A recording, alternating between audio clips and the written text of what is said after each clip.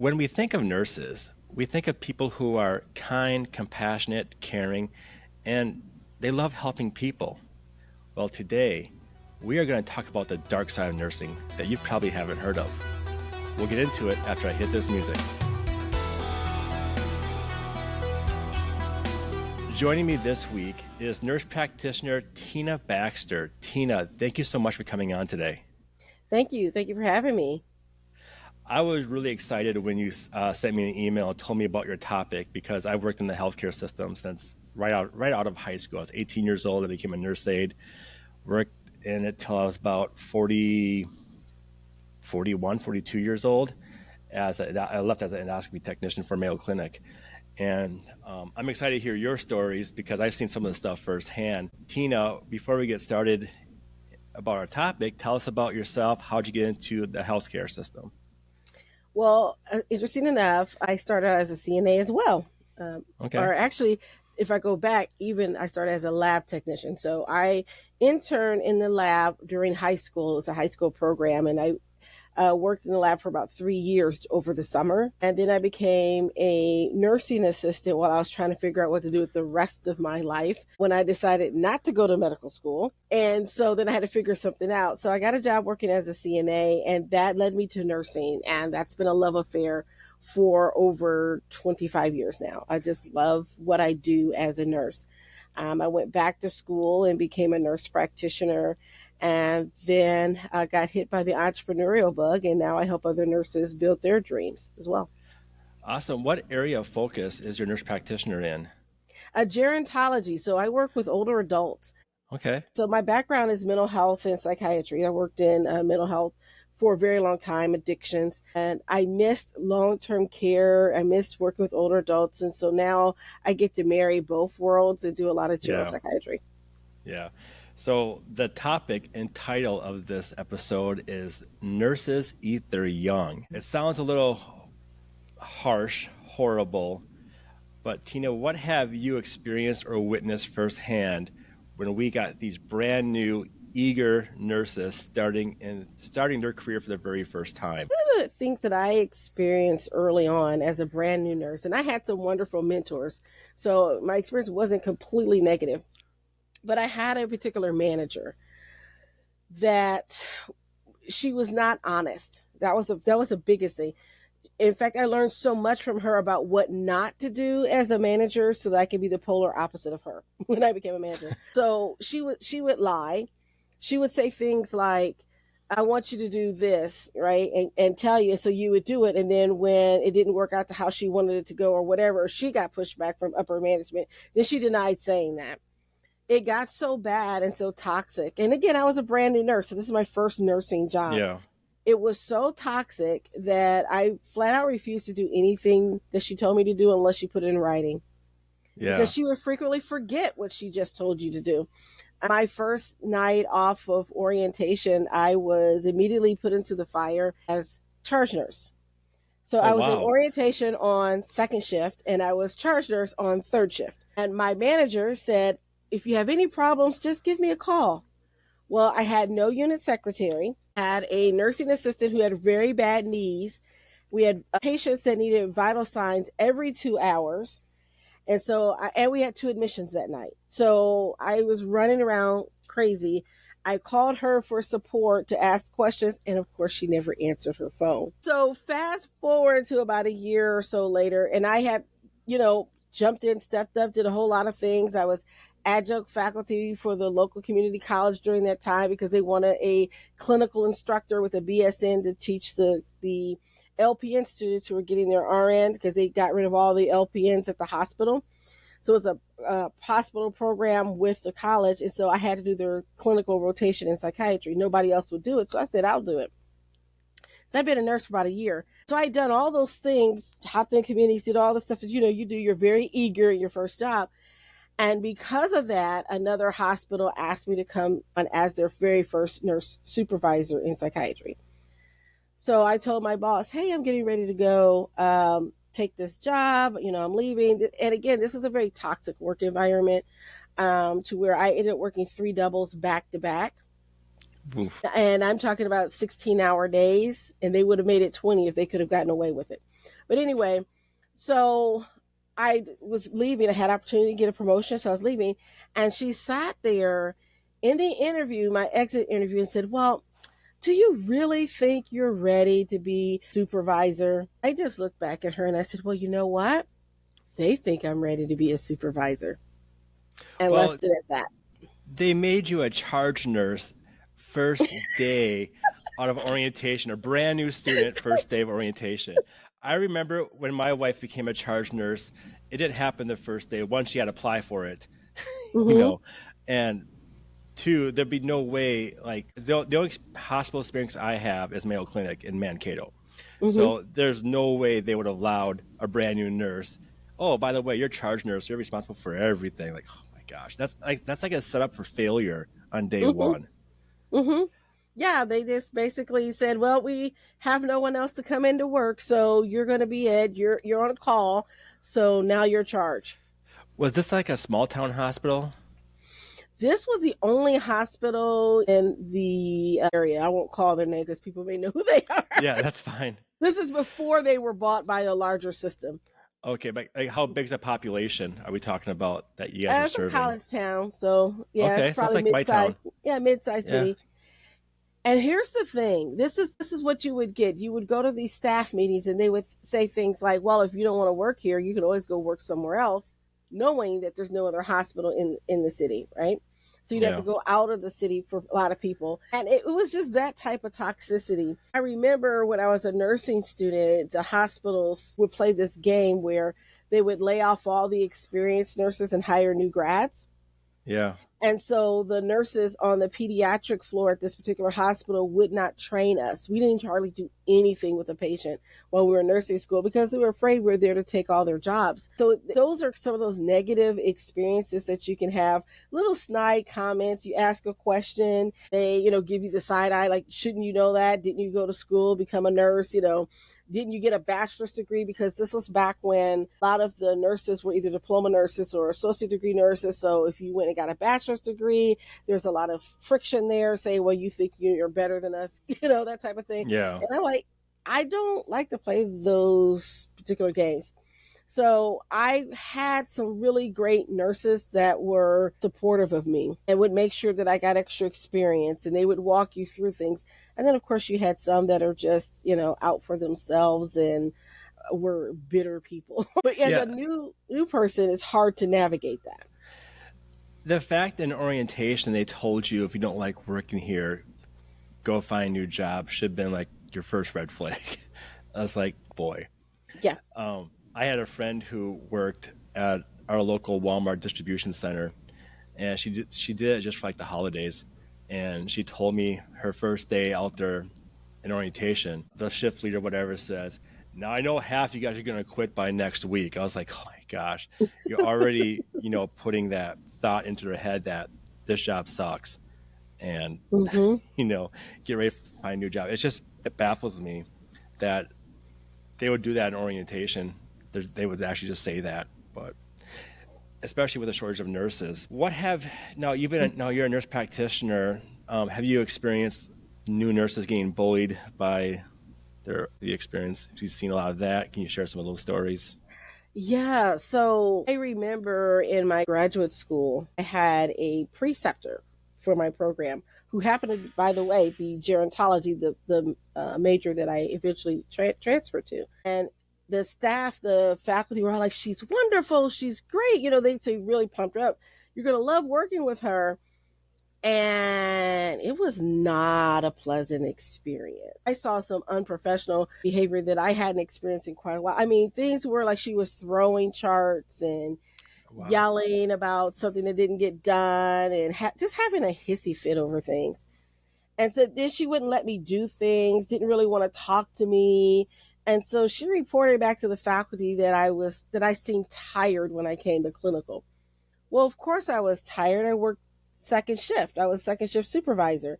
And then I would get up that morning and go to clinical with her. And it was just not a good environment. And so I noticed some of those things as well, that kind of bullying behavior. I ended up retaking that course and had a wonderful instructor, and I so enjoyed her to say, I know I just spoke with another nurse that when she started her nursing career, she was out of California and she became a nurse. She was working at this particular hospital, and I can't remember exactly what her specialty was, but she wanted to get a job in that same specialty as a nurse. And the nurses were so cold to her because she had previously been a tech on their floor and had been a CNA for years, and they just didn't want to show her anything. So she had to Hmm. learn all on her own.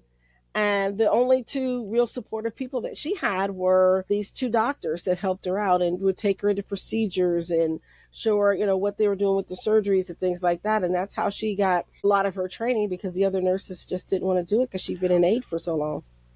Why do you think that is? I mean, you think like the nurses I worked with, I had really good nurses. I mean, you get those bad eggs, but Hmm. that was them to everybody. It wasn't just to me personally. But when I saw a nurse aide go from nurse aide to RN, I mean, like I always saw the nurses welcome them because that's like, all right, you got more help now. You can have days off. Why do you think these nurses were, you know, trying to set her up for failure on day one? Oh, when I asked her about that, she said that part of it is that she has been told before by several people that she intimidates them and she doesn't understand why. But I think I do, because I've had that people say that to me as well. And when people don't expect you to know what you're doing and know your stuff and at the top of your game, and Yeah, maybe they aren't, they feel threatened sometimes. And yeah. that's what I discovered, is that a lot of times it had nothing to do with me personally. It was that that person was perceiving me somehow as a threat of some sort. Um, So I have a story about that a little bit. So when I was working as a nurse aide at the hospital, there's a clinic attached to it, and there was this doctor who worked in urology, and he was blank in urology, which I thought was funny because that's just the way he was. mhm. But he told a nurse, unless you have more initials behind your name, I'm not going to take your opinion. And I was just floored because this nurse was trying to advocate for her patient, and the doctor didn't want to hear it just because she didn't have the initials, like the MD or the DO behind her name. I mean, I I find that laughable because typically nurses have a lot more initials behind their names than doctors. yeah, If you've ever seen it, we put in, every certification that we have, you add it to, so you could have a lot of alphabet soup after your name. But I've run into that with some physicians as well that didn't want to listen to their nurses. And I actually, when I was a supervisor, there was a case where my night shift nurse was trying to explain to the doctor something about the patient. And I just remember coming in, and he was in her face, like almost to her nose to nose, right? Screaming at her, yelling at her to say, stand down, stand down. He was ex military. yeah, And she was just trying to explain, no, this is what actually happened. And he just would not listen. He was a locum physician. So that was my first time to have to be in a position as supervisor to write up a physician. So I had to write it up and submit it to the agency that sent him to us. So they ended up removing him. He had a lot of other personality issues as well. Again, he was a traveling physician because we had yeah. locums at the time. And so it was that kind of bullying behavior. I'll never forget one time as a nursing student, I'm sitting in the emergency room, right? We're doing our rotation. And there's this guy, and he's just having a fit and just cussing and throwing stuff. And I'm thinking, what's going on? So, me having worked in, psychiatry and things like that, I'm like, I think there's something wrong with this guy. Are you guys not going to call security on him? And the nurses were like, shh, that's the doctor. Oh, that's funny. And then one of the other doctors said, hey, our nursing student wants to call security on you. I think you better tone it down. And That's he was great. great the rest of the shift. That's funny. I had a doctor. He didn't tell me. He told the nurse. Someone asked him this question, and I was very brave of this person. This doctor was a orthopedic doctor, and she goes, "Why are you so mean?" Just bluntly, and he goes, if I'm mean to people, they won't make a mistake. And I guess looking at his point of view, I guess it kind of makes sense a little bit. Maybe if you're not in the healthcare system, you probably won't say why does that not make sense? But because you don't want to tick him off because you have to work with this guy. But what's your thought on that when you have doctors who are being mean because they're thinking they're doing you a service by you won't screw up if I'm mean to you because you're afraid of me? I think you're actually doing a disservice. And I'm going to say why. There's a physician that used to be in our town, and he happened to be my doctor. And he was very belittling to me as a patient. And it got back to me that he belittled his nurses. Oh. And that made me think, you take me in for surgery, and I have to have surgery, or I'm in the hospital, and you're my doctor. And the nurses are too afraid to call you, because I had to deal with this with a nurse that would cry every time she had to call this particular doctor. And so I said, if they're too afraid to call you, then this is how mistakes happen. Communication doesn't go well. This causes problems. And so I ultimately had to fire him as my doctor because I was afraid if something goes south, they're not going to call him. Yeah. And so then, interesting enough, the other doctors sort of, you know how doctors are very protective of their own. They worked it out somewhere where they encouraged him to leave the city without having to fire him, if that makes sense. That makes total sense. But it could backfire on you. And there is a way for you to be tough on someone and have high expectations without belittling them. And so I set the tone really early with my students. I say, hey, I expect y'all to do great. I expect excellence out of you. I expect you to show up like you are ready to work every time. And so I set the bar so high for them. And so when they, sometimes you make mistakes, I take them aside and say, hey, this is a learning opportunity. Now, never do that again, right? Yeah. I had a unit secretary that I hired. And when I hired her, she said she was familiar with working on the computer and et cetera, et cetera. So we sent her to computer training and she's like, I'm just not getting it. I just can't get it. I'm not getting it. So she would never want to work as a unit secretary. She just preferred to work as a tech. And I said, but we need you to be cross-trained. Now, you said you were familiar with working on the computer. You said all this. Well, she said, well, I kind of didn't, sort of. And I said, oh, well, you got 2 weeks to figure this out. So then she started working with some other staff to say, please, please, please help me understand this. Because if you don't, Tina's going to fire me, right? Yeah. Because I told her, I said, hey, you said, now this is after being in training for over 90 days. Okay. You said you were familiar with this certain systems. You are not. You were dishonest. So you got 2 weeks to prove it. I'm giving you 2 extra weeks. And you're going to be sitting there one-on-one learning this. Do you know that when I left that position, that woman cried and kept begging me to come back to be her boss again? Wow. I say that to say there's a way that you can work with people. You can be firm. You can set boundaries. You can do all those things and set your expectations without being a bully. Yeah. That's important. I wish some of our other leaders would hear that. You hear stories about people who own famous tech companies whose names I will not call, who are very big bullies. And what do they find out? That their talent, after a while, they figure out their worth, and we don't have to sit here. We go to the guy next door. We could go, work somewhere else. And this is what happened in that situation at that hospital. They had so much turnover at that hospital in that particular unit that they demoted the manager and the vice president that was over that department. They demoted her as well because it was just that bad, because they had so much staff leave. I mean, it was ridiculous. It was like a revolving door. And I lasted about a year and a half there. Like I said, it was my very first nursing job. So I wanted to, do well. This is my first time making nursing pay, right? After being an aide forever. So that was a huge thing. And I don't look at that as a negative experience, because I did learn a lot and I made some great friends. And there were some great nurses that worked with me. Like, one of my best nurses was an LPN by the name of Nellie. She was about 70 years old. And she was tough as nails and knew her stuff. And she would walk up to the biggest male patient, 250 pounds, she was like 80 pounds soaking wet. She'd get right into their face and say, now listen, young man, I want you to go in there, lie down and go to sleep. We don't want any trouble out of you tonight. We'll talk about it in the morning. And they would just hang their head and go, yes, ma'am. Now, it just took 6 security guards to bring them in. But she wasn't afraid to go up and talk to them. Funny. She's like, I'm going to give you this medicine. You're going to go to sleep. You're going to take it. You're going to go back there. It'll be fine in the morning. I don't want any problems out of you.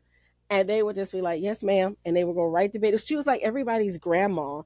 And she just had a way of taking authority that they respected. She never bullied. She never put them down. She never put herself in harm's way or any way. But it was just the way she approached them with respect that they were instantly like, okay, we're going to calm down. We're not going to hurt this older lady. Right. Yeah. Going back to nurses eating their young, what was the turnover rate that you saw with brand new nurses when they started? Like, how long do they stay in that hospital or nursing home, whatever, and then they just go look for a new job because of the older nurses just picking on them? Well, I'm going to say currently, right now, the new surveys have come out. Brand new nurses are lasting like 2 years. Okay. And part of this was coming through the pandemic. That was a whole big issue. But also is the lack of support. You have to remember a lot of these nursing students that graduated during that time, they didn't have a lot of clinical experience. So they weren't on the floor like they should have been, and sometimes they were thrown into situations they weren't ready for. And then with the understaffing or lack of staffing, or however you want to say it, that we had, it was a lot of pressure.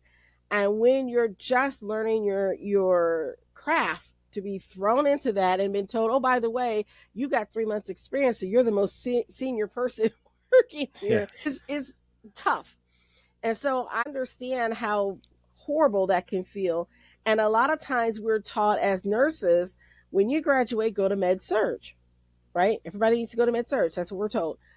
But not everyone feels comfortable there. And so teaching the newer nurses to have a voice and to stand up for themselves and just, to learn that no question is a dumb question, right? Yeah. You can ask questions and make it important.